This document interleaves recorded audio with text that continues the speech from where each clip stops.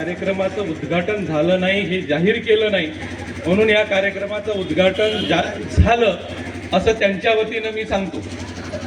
हा जो विषय या ठिकाणी दिलाय, बौद्धांची एकजूट, आजच्या कार्यक्रमावरून हे लक्षात आलं की बौद्धाची एकजूट फक्त भिक्खू संघ करू शकते, फक्त धम्मच करू शकते. आणि तोही भिक्खू संघ जो आचरणशील आहे आणि सतत कार्यशील राहतो, तोच भिक्खू संघ बौद्धांची एकजूट करू शकते.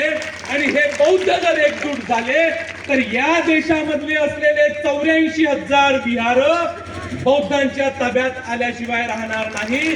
आणि या गोष्टीसाठी आपण तयार झालं पाहिजे. मागच्या वर्षी सुद्धा मी म्हटलं होतं की ही नांदी अमरावतीवरून निघणार आहे, अमरावतीवरून या क्रांतीची सुरुवात झालेली आहे.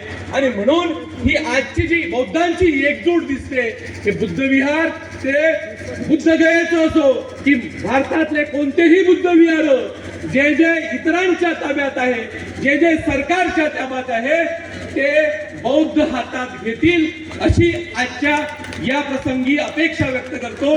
थांबतो. जय भीम, जय भारत.